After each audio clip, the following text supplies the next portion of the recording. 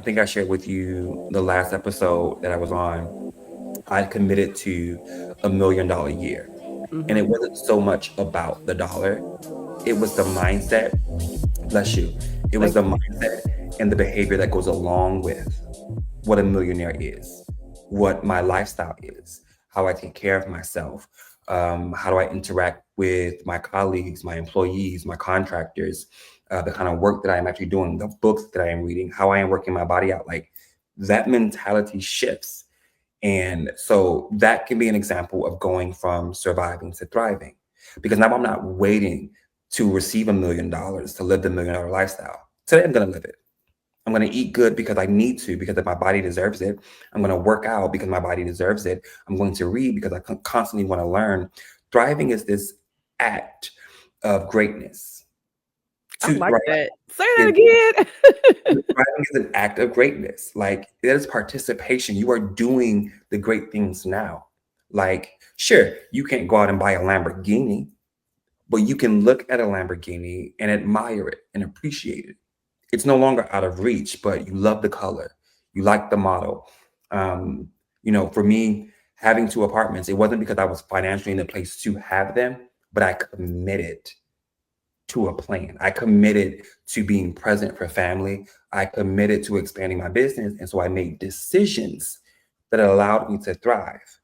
So with that comes obligation, sure, but we have the opportunity to rise to the occasion or falter, I like that decisions allowing me to thrive. That's a bar. right? And it's something that I'm constantly learning. And while it's uncomfortable, and my brother, Genesis, he said something to me a couple months ago, and I was like, I could punch you in your face because that's so stupid. But it's true. God, what does he say? If you haven't created the need, then God doesn't need to supply it in some way. Oh, If the need isn't there, then why? Like, you get it? Like, you so, wait a minute. right, Pop, stop. right, That's another right. bar. When Can he you first said it to me and my baby brother, we both looked at him like, "What? That sounds very irresponsible." But it's when true. you don't need it? Say that one more time. If you haven't created the need, then there's no there. God doesn't have a reason to supply it. The need is not there. There's nothing to be met. God tells us He will meet our needs. Yeah. So God is an artist, and I always say it's like he loves to perform, but you got to give him the stage to show out on. Like, and we hear these things in so many different ways. And so to hear from my brother that way, That's while also powerful. understanding that if I want these things, I have to walk and believe that he's going to do it. So I have to give him the space to do it. I also started saying this year, with expanding my faith, is forcing myself in spaces where I literally have to depend on God. Mm. So Say yeah, that one again. Wait, Noah, you're hot right now. it's putting yourself in spaces where you have to depend on God. Where Wow. literally you can't do anything. So it's going to require a miracle. It's going to require magic. It's going to require the impossible. And I've spent the last 6 months in a space where, okay, God, because I don't know. Like truly, Because we genuine. do it safe. We do it safe because we like something that is predictable. We like what is familiar. Mhm, It's safe. We can put it in a box. mhm. But we have to, like you said, step out there Yeah, and create the environment for him to perform. yeah. It's leaping. It's taking the leap of faith. It's saying yes to the new job. It's saying yes to the vacation. It's saying yes to the additional apartment. It's saying yes to the dog. It's what I am learning, and actively in this moment, I am learning it. And as I'm about to say this, I am realizing that I can't be so hesitant to have these dreams and have these desires and simultaneously feel like I'm not worthy of them. God don't work that way. You want it? Great, wonderful. Decision made? Yes, got it. Leave it to God. Do my part. Show up. Show Look up. for the things.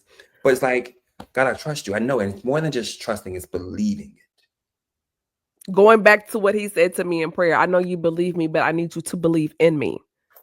There's another level. My pastor says all the time, he wants another yes. And for the longest, I did not understand that. But with each level, because you have to give God another yes for each level. It's This enough door right yes. here, Yes. yes, you have to give him a yes for this level, and it's like gamification. Once you've surpassed that level, the next level, you have to say yes to God again because it's the heart posture. That gave me chills because that was you just got me together. You just that literally. I'm That like, wasn't me, that was Pastor Mark. Shout out to Pastor listen, Mark. But yes, because and so for the longest, I was like, "What does that mean?" And the mhm, more I began to hear it, that no, I began to get the revelation on it. With each level, you have to say yes all over again because each level, um, there's more that's required, and yeah, so with more requirement, you need more faith, you need more of God, and so you have to say yes because you have to give Him more room to perform because the space is bigger, yes. friend. I'm sitting with it as you said it, and it hasn't dawned on me, but the having to the renewal of the yes, The the renewal of the yes. renewal of the yes. Like we said yes to this thing, and it was hard, and we now we're in it, not realizing, okay, next level. Wait, I'm sorry. What do you mean? We gotta do X, Y. But I'm not in this moment. In this moment, I am being held accountable because I've not given that new yes. But he's I, gonna pull it out of you, and that's the thing. You can give it to him or he can take it, but one way or another, he's gonna get the yes. don't get it. He will get it. That was good. That's good.